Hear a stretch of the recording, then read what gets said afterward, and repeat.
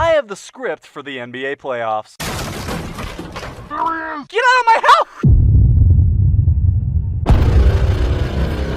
Have fun rotting in there for the rest of your pathetic life, bitch. I've got to get out of here. But how? I could use the door? Wait, that worked? Get back in there! Shit!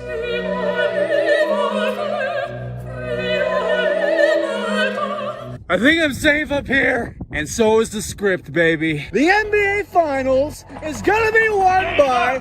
You're surrounded! Come out with your hands on your head!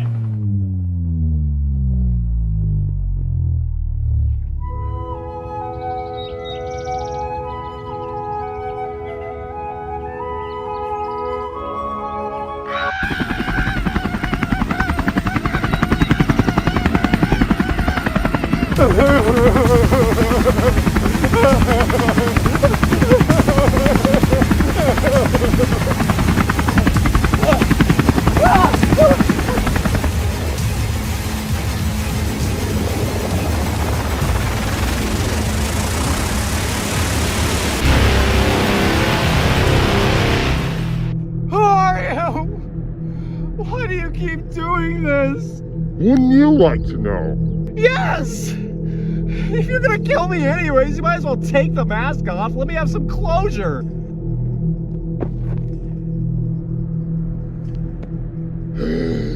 Adam Silver?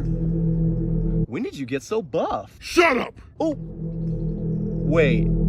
You're the one that's been harassing me this whole time? Don't you have, like, shit to do? Do you think I just get paid to make decisions and hand out awards? They really pay me the big bucks to deal with threats to the organization. Scumbags like you. So any last words? Well, I guess if I was to say one thing, it would have to be the Dallas Mavericks versus the Boston Celtics in the NBA Finals. If you predicted this matchup before the playoffs started, then congratulations. You're fucking lying.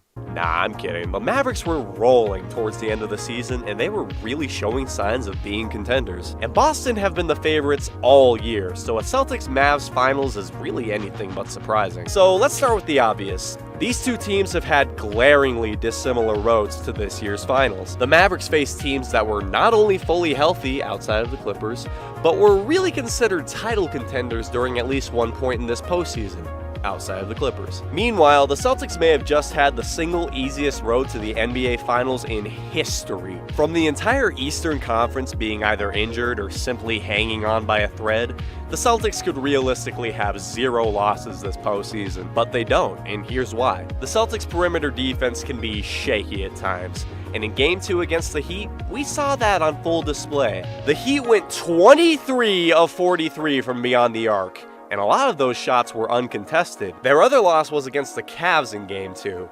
Now, this was actually a blowout, and rather than just a historic shooting night, they were simply outplayed in nearly every facet of the game. Now, this isn't to say that Boston isn't any good, but they aren't infallible by any means. The Mavericks are a vastly different team, however. Firstly, they have the best player in the series, and it's not particularly close. Luka Doncic is on a super villain arc, the likes of which we haven't seen in quite some time. In this postseason, Luka has made a habit of going into other teams' arenas and systematically and methodically destroying all of their hopes and dreams. Like, what the fuck?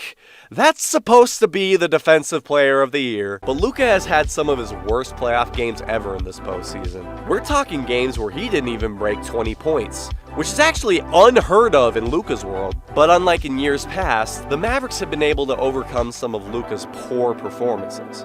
This team is deep. This team is tall. This team plays defense, but the same thing can be said about the Celtics, and overall, I would say that the Celtics have even more star power than the Mavericks. It's really going to be a toss-up for who's going to win the series, but whoever does win is really going to have to earn it. And I guess that's all that there is to say. Wait, What? can I please say one more thing? Mavs in 6.